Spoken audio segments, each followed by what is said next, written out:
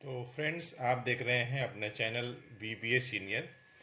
इस सेशन में हम लोग डिस्कस करने वाले हैं ICSE क्लास 10th फिजिक्स का पेपर। इसके ठीक पिछले वाले वीडियो लेक्चर में हम लोगों ने सेक्शन ए डिस्कस किया था दो सेशन में, मतलब दो वीडियो लेक्चर में। पहले वीडियो लेक्चर में मल्टीपल चॉइस क्वेश्चन डिस्कस किए थे, क्वेश्चन नंबर 1, और सेकंड वाले में क्वेश्चन नंबर 2 और 3 डिस्कस किए थे। आज हम लोग डिस्कस करने वाले हैं इस सेशन में सेक्शन बी, और सेक्शन बी में टोटल 6 क्वेश्चन है, जिसमें कि हमें 4 क्वेश्चन अटेम्प्ट करने होते हैं। तो क्वेश्चन नंबर 4 देखिए, आपके सामने है। ये कोई डायग्राम है, यहाँ 60 डिग्री है, यहाँ पे 90 है, मतलब यहाँ पे 30 होगा।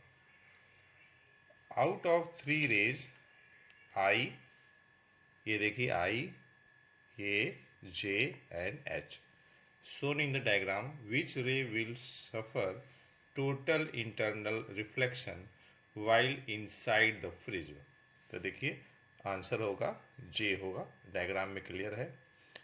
ये 90, ये 90, ये 60 है, तो ये 30 हो जाएगा, तो इधर का एंगल 60 हो जाएगा। क्रिटिकल एंगल दिया हुआ है आपका ग्लास एयर इंटरफेस के लिए 42 डिग्री, तो angle of incidence 60, critical angle ज़्यादा है, तो यहाँ पे टोटल इंटरनल रिफ्लेक्शन होगा।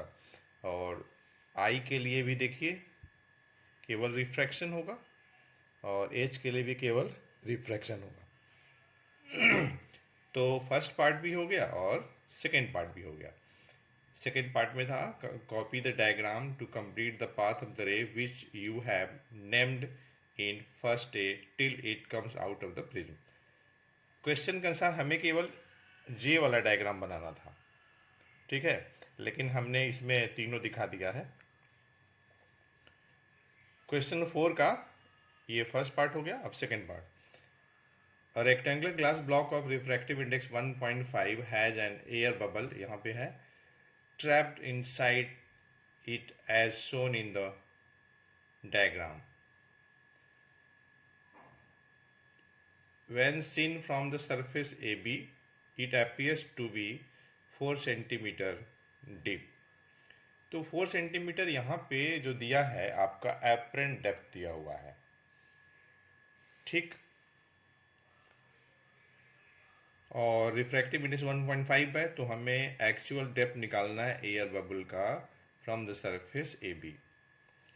तो देखिए, refractive index is equal to real depth upon apparent depth. Apparent depth 4 centimetre question में दिया हुआ है। It appears to be 4 centimetre deep, यहाँ से हमने रियल डेप्थ निकाल लिया जो कि 6 सेंटीमीटर आ जाएगा। मतलब एक्चुअल जो डेप्थ होगी एयर बबल का 6 सेंटीमीटर होगा, ठीक।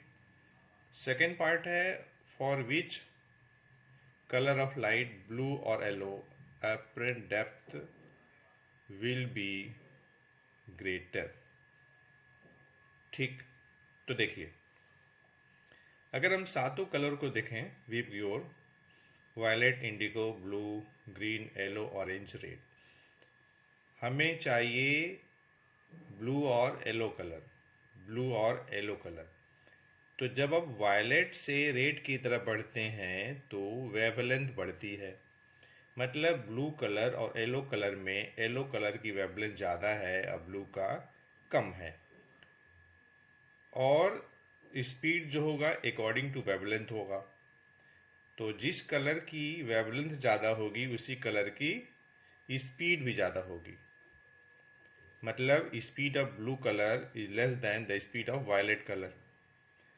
और हम जानते हैं कि म्यू में और स्पीड में रेसिप्रोकल रिलेशन है, तो जिस कलर की स्पीड कम होगी उस कलर के लिए रिफ्रैक्टिव इंडेक्स ज़्यादा होगा, मतलब ब्लू कलर का रिफ्रैक्टिव इंडेक्स ज़्यादा है। और देखिए, एपरेंट डेप्थ जो है रेसिप्रोकल होता है रिफ्रैक्टिव इंडेक्स का, हमें ग्रेटर पूछ रहा है, तो जिस कलर के लिए रिफ्रैक्टिव इंडेक्स कम होगी उस कलर के लिए एपरेंट डेप्थ ज़्यादा होगा। तो यहाँ पे येलो कलर के लिए रिफ्रैक्टिव इंडेक्स कम है in comparison to blue colour, इसलिए येलो कलर के लिए एपरेंट डेप्थ ग्रेटर होगा। Yellow colour will be the answer. C part है इसमें, turning the glass block inside, turning the glass block upside down. ठीक है, मतलब टर्न करना है, ए बी फेस नीचे आ जाए और सी डी फेस ऊपर चला जाए, टर्न करना है ग्लास ब्लॉक को। ऐसा करने से क्या does not change the apparent depth of the air bubble. तो हमें बताना है कि ये ट्रू है कि फॉल्स है। तो एपरेंट डेप्थ चेंज क्या नहीं होगी, तो ऐसा करने से एपरेंट डेप्थ चेंज होगी। लेकिन यहाँ कह रहा है कि अगर हम सी डी को ए बी बना दे, ए बी को सी डी बना दे, तो क्या एपरेंट डेप्थ चेंज नहीं होगी। तो ये जो स्टेटमेंट है ये फॉल्स है। ठीक है, चेंज होगी, ये फॉल्स दिया हुआ है। ठीक, अब लोग बढ़ते हैं क्वेश्चन नंबर 5 की तरफ।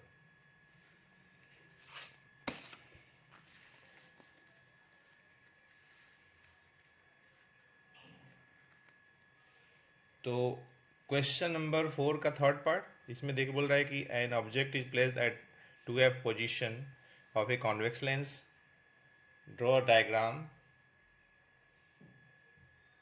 Showing the formation of the image. ये आपका कॉन्वेक्स लेंस है, ये प्रिंसिपल एक्सिस है, यहाँ पे एफ है, 2f है, इधर भी एफ 2f है। 2f पे ऑब्जेक्ट है, 2 रे हमने लिया है, 1 ray parallel to principal axis and other ray passing through the optical centre. तो ऑप्टिकल सेंटर से जाएगी वैसे ही चली जाएगी, पैरेलल वाली आपका मेन फोकस से जाएगा। तो यहाँ पे इमेज बन गया। सेकेंड पार्ट है इसमें B part, how will the size of the image change if we only replaces the lens in the above arrangement without another.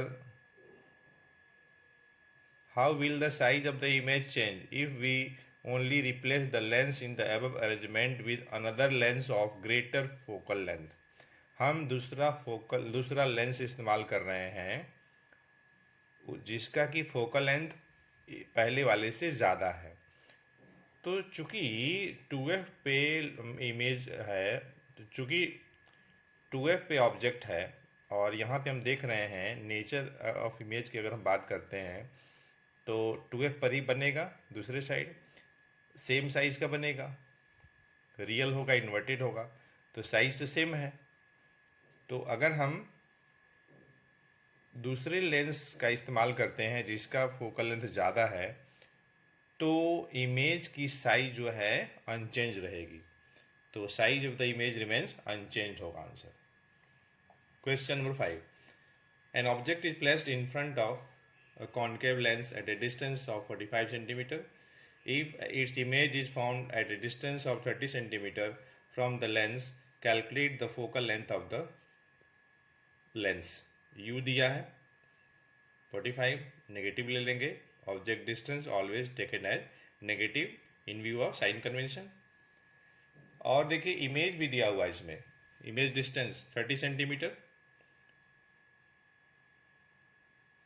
तो ये हमने ले लिया 30 सेंटीमीटर नेगेटिव लिया। क्यों लिया? क्योंकि हमारे पास जो लेंस है कॉनकेव लेंस है, तो कॉनकेव लेंस में इमेज उसी साइड बनती है जिस साइड ऑब्जेक्ट होती है, इसलिए v नेगेटिव हो गया। हमें फोकल लेंथ निकालनी है लेंस का, तो 1/f equals to 1/v minus 1/u। u और v का वैल्यू हमने रख दिया प्रॉपर साइन के साथ, तो आपका आ जाएगा 1/90 माइनस 1/90, तो f जो होगा माइनस 90 सेंटीमीटर आ जाएगा।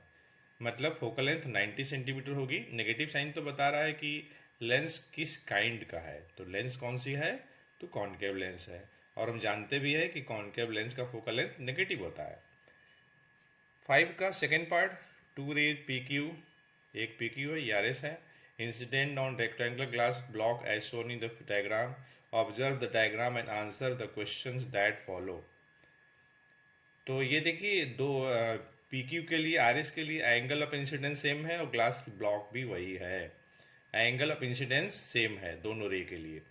तो ये बताना है कि इन दोनों रे में से किसका ग्रेटर लैटरल डिस्प्लेसमेंट होगा on emerging out of the block. हमने देखिए डायग्राम भी बनाया हुआ है, आप ऑब्वियसली देख सकते हैं कि पी आर एस के लिए जो लैटरल डिस्प्लेसमेंट जो होगा ज़्यादा होगा in comparison to the incident ray P Q. और हमने रफली मेजर भी किया हुआ है, आर एस के लिए लैटरल डिस्प्लेसमेंट अप्रॉक्सीमेटली 9 मिलीमीटर होगी और इसके लिए अप्रॉक्सीमेटली 6 मिलीमीटर होगी। ठीक, अब देखिए अगर हम दूसरी तरफ से ध्यान दें तो देखिए lateral displacement T sine I minus R upon cos R होता है, ये आपका रिलेशन है लैटरल डिस्प्लेसमेंट के लिए। टी आपका थिकनेस है ग्लास स्लैब का, ये thickness, I angle of incidence 35 है, आर आपका ये एंगल होगा। दोनों रे के लिए देखिए आर अलग अलग है, ठीक है। आर एस के लिए एंगल आर जो है कम है in comparison to the ray P Q के लिए। तो हम देख रहे हैं कि यहाँ पे जो लैटरल डिस्प्लेसमेंट है एंगल ऑफ रिफ्रैक्शन का रेसिप्रोकल है। तो जिस रे के लिए एंगल रिफ्रैक्शन कम होगा उसके लिए लैटरल डिस्प्लेसमेंट ज़्यादा होगा। ठीक, बी पार्ट में है कि which of these two ray will travel with greater speed in block। तो देखिए आई डेल्टा बराबर क्या होगा, आई माइनस आर, ये आपका डेल्टा है ये दोनों रे के लिए। तो आई माइनस आर, तो आई माइनस आर निकालेंगे तो आई तो दोनों के लिए सेम है। तो इसका मतलब जिस रे के लिए आर की वैल्यू कम होगी वो ग्रेटर होगी, और जिस रे के लिए आर की वैल्यू ज़्यादा होगी उसके लिए जो डेल्टा होगा वो लेस होगा। तो ऑब्वियसली पी क्यू के लिए डेल्टा इतना एंगल है, आर एस के लिए डेल्टा इतना एंगल है, तो delta P Q is less then delta R S. ठीक, अब देखिए यह जो एंगल है, ये एंगल डेविएशन का मेजरमेंट डिपेंड करेगा स्पीड पे। तो जिसकी स्पीड ज़्यादा होगी उसमें डेविएशन कम होगा। हम देख रहे हैं कि पी क्यू के लिए डेविएशन कम है, मतलब पी क्यू रे का जो स्पीड होगा वो ज़्यादा होगा। तो पी क्यू है इसका answer, P Q R S में पी क्यू का स्पीड ज़्यादा होगा। स्कैटरिंग किसकी ज़्यादा होगी, तो देखिए स्कैटरिंग ऑफ लाइट, तो देखिए intensity of scattered light I according to Rayleigh criteria, intensity of scattered light will be inversely proportional to the fourth power of the wavelength of light। तो हम देख रहे हैं कि PQ का स्पीड ज़्यादा है, इसका मतलब PQ रे का वेवलेंथ भी ज़्यादा होगा और RS का वेवलेंथ कम होगा। तो जिस रे का वेवलेंथ कम है उसकी स्कैटरिंग ज़्यादा होगी एटमॉस्फेयर में। तो हम देख रहे हैं कि आर एस रे का वेवलेंथ कम है, इसलिए आर एस रे का स्कैटरिंग ज़्यादा होगा। थर्ड है name the radiations for which quartz prism is use to study the spectrum. तो ये हो जाएगा आपका ultra violet radiation, which are used in remote sensing devices, infrared radiation, which are used in traffic signal in India, the visible light। आप देखते भी हैं 3 colour होता है, रेड, येलो, ग्रीन, सिग्नल के लिए इस्तेमाल होता है। बी पार्ट है name one property common to all electromagnetic radiations. तो जितने भी इंटायर इलेक्ट्रोमैग्नेटिक स्पेक्ट्रम है they are travel with 3 × 10⁻⁸ metre per second in vacuum. हम लोग बढ़ते हैं next question.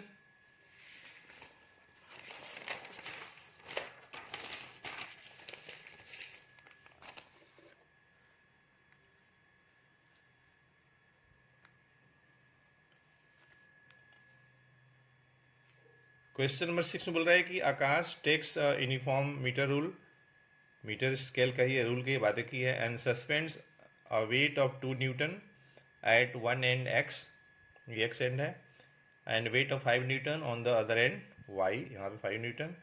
He then balances the ruler urgently on a knife edge placed at 70 centimetre from end X, X से 70 centimetre, यहाँ से यहाँ तक, ये आपका नाइफ एज है। डायग्राम बन गया। अब मैं रूलर का वेट भी निकालना है। तो देखिए, चूंकि रूलर यूनिफॉर्म है इसलिए मीटर स्केल का जो वेट होगा सेंटर में होगा 50 सेंटीमीटर मार्क पे, और हम मान लेते हैं कि ये W है। सारा डिस्टेंस फलक्रम से, तो in the balance position clockwise moment is equal to anti clockwise moment. तो हम एंटी क्लॉकवाइज मोमेंट अगर निकालते हैं तो देखिए यहाँ से यहाँ तक ये आपका है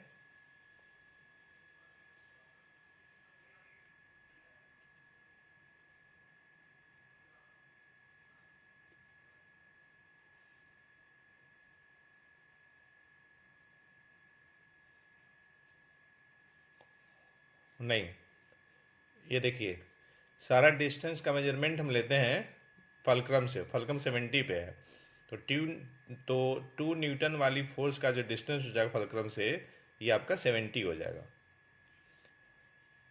और ये है वेट जो कि 50 सेंटीमीटर मार्क पे है, तो W का डिस्टेंस फलक्रम से 20 हो जाएगा। और ये देखिए यहाँ से फलक्रम का पोजीशन 30, ये पूरा मीटर रूल है ना, 100 सेंटीमीटर लेंथ होगा, फलक्रम 70 पे है, तो इसका मतलब इधर जो होगा 5 न्यूटन वाली जो फोर्स है उसकी जो लाइन ऑफ एक्शन होगी फलक्रम से 30 सेंटीमीटर के डिस्टेंस पे होगी। अब ये देखिए 140 हो गया प्लस 20, तो 150, ये आपका 150 आएगा माइनस 140, तो 150 140 अगर आप करेंगे तो आपका आ जाएगा 10 आ जाएगा 10, तो 20W upon 20W is equal to 10 हो जाएगा, तो W क्या हो जाएगा 1/2 मतलब 0.5, तो वेट हो जाएगा 0.5 न्यूटन हो जाएगा। ठीक है, ये आंसर हो जाएगा। सेकंड है 3 levers XYZ of equal length are shown in the diagram. तो आप देख सकते हैं कि तीनों का तीनों में फलक्रम मिडिल में है, और फर्स्ट क्लास लीवर में फलक्रम जो होता है मिडिल में होता है। फिर बी पार्ट है अमॉन्ग दीज एक्स वाई और Z which one will have mechanical advantage maximum, justify your answer. तो मैकेनिकल एडवांटेज क्या होता है, effort arm upon load arm. तो ऑब्वियसली फर्स्ट क्लास का वह लीवर जो कि एक्स है, 3 लीवर है ना एक्स वाई जेड, तो इसमें देखिए एफर्ट आर्म ज़्यादा है, इसमें एफर्ट आर्म इतना है, इसमें ये इतना से यहाँ तक है, इसमें ये है। तो चूंकि इस वाले में एफर्ट आर्म ज़्यादा है इसलिए जो आपका लीवर जो एक्स होगा उसकी मैकेनिकल एडवांटेज मैक्सिमम होगी इन तीनों में। ठीक,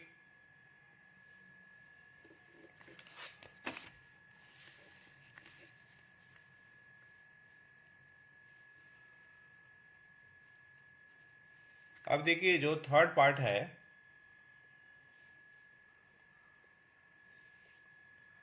रीचा वेइंग 40 kgf, रीचा का वजन है 40 kgf, लिव्स पॉइंट पी, ये पॉइंट पी है, on her skateboard and reaches point Q on the ground with velocity 10 meter per second, calculate the kinetic energy।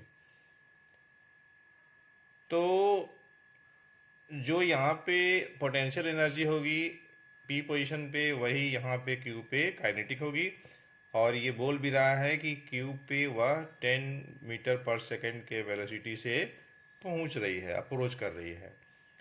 तो kinetic energy half M V square, mass उसका 40 kg हो जाएगा। तो half M V square लगाएंगे तो हमें kinetic energy Richa का मिल जाएगा पॉइंट क्यू पे 2000 जूल आ जाएगा। बी पार्ट में है द वर्टिकल हाइट निकालना है पॉइंट पी का ग्राउंड से अबव। तो पॉइंट पी पे जो पोटेंशियल होगी एम जी एच वही हाफ एम बी स्क्वायर बराबर होगी क्यू पे। तो क्यू पे हमने हाफ एम बी स्क्वायर निकाल लिया है जो कि 2000 जूल हो जाएगा।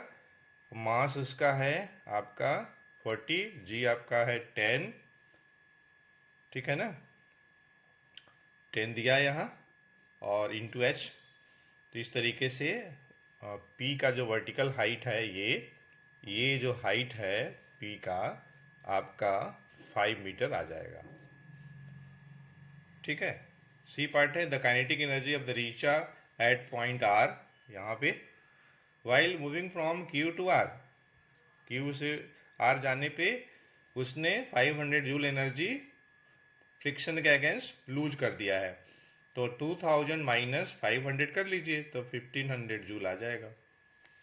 Question number 7, question number 7, draw block and tackle system और pulley with velocity ratio equal to 3।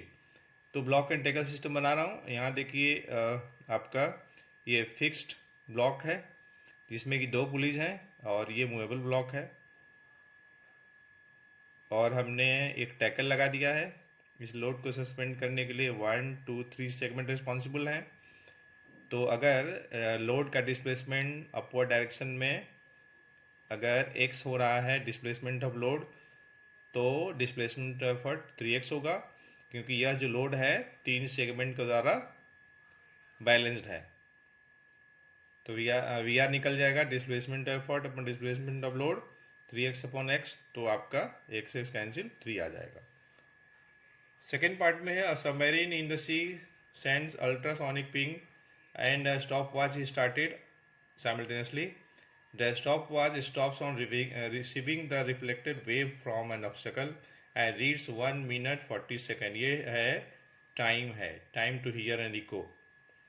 तो यहाँ पे लगा देना है 2t equal to V into T लगा देना है, ठीक है।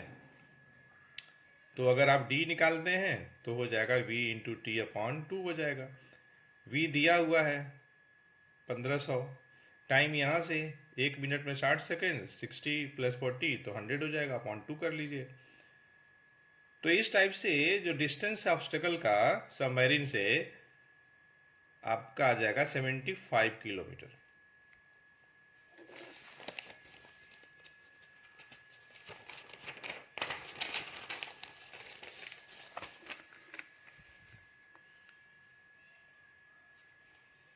थर्ड पार्ट में है the diagram given below show 2 sound boxes A and B with wires of same length L and tension 10 kgf। Length same है वायर का but different cross sectional areas. simultaneously vibrating tuning forks of frequency 300 Hz are placed on boxes A and B, ठीक है। The paper rider falls off in the case of B but not in the case of A. Name and explain the phenomena responsible for the falling of the paper rider in B।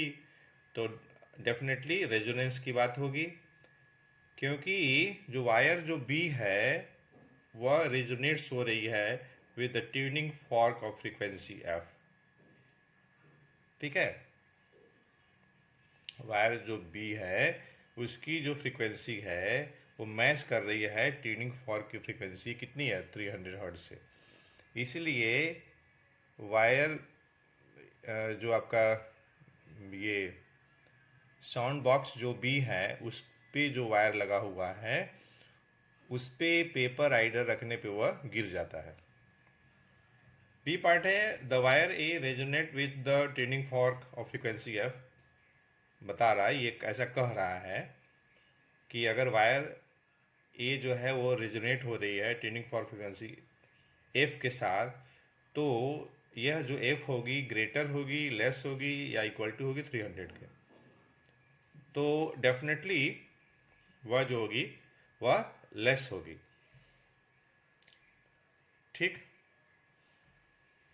और इसका answer पूछ रहा है justify और answer, क्योंकि इसमें जो wire लगे हुए हैं उसकी क्रॉस सेक्शनल एरिया इसके कंपेरिजन में ज़्यादा है, तो जिसकी थिकनेस ज़्यादा होगी उसकी फ्रिक्वेंसी कम होगी। ठीक है। क्वेश्चन नंबर 8, ये कोई डायग्राम है। यहाँ पे देखिए किलोवाट आवर मीटर है, यहाँ पे डुअल कंट्रोल स्विच है, लाइव और आपका न्यूट्रल दोनों में है कनेक्शन, यहाँ पे एक फ्यूज लगा हुआ है। तो what is the current rating of the device x, x तो फ्यूज है, कंपनी फ्यूज है आपका, तो 50 एम्पियर हो जाएगा। What is the difference between the switch Z and shown in the diagram and switches you use to operate different appliances at home। obviously Z जो है आपका डुअल या डबल पोल स्विच है, और जो हम लोग घरों में इस्तेमाल करते हैं स्विच, वो आपका सिंगल पोल स्विच होता है। What is the unit of physical quantity displace in Y, तो ठीक है किलोवाट आवर हो जाएगा, इलेक्ट्रिकल एनर्जी का यूनिट होता है।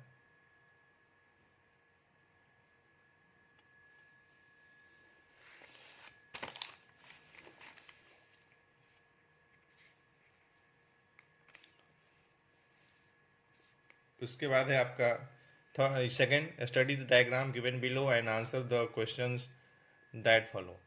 ये है आपका न्यूक्लियर फ्यूजन का। Name the process depicted in diagram nuclear fusion. What is the value of x, तो 236 हो जाएगा, 235 है यहाँ। आइडेंटिफाई वाई, तो न्यूट्रॉन है।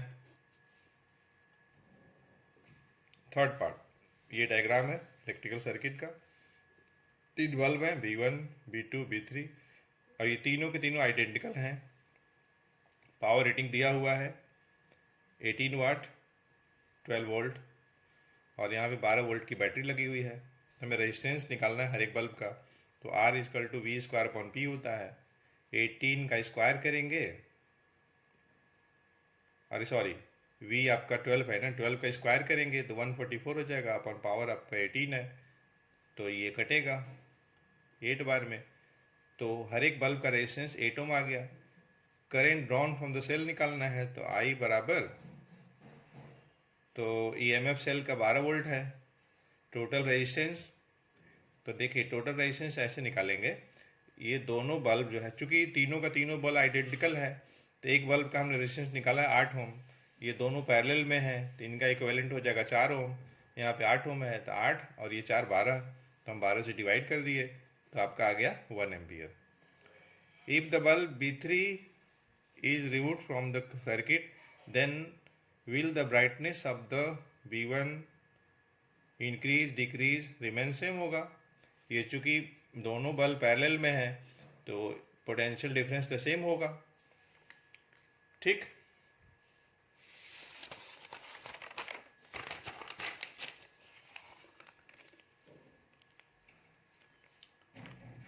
क्वेश्चन नंबर 9 का first, 30 gram of ice at 0 degree Celsius is used to bring down the temperature of a certain mass of water at 70 degree Celsius to 20 degree Celsius.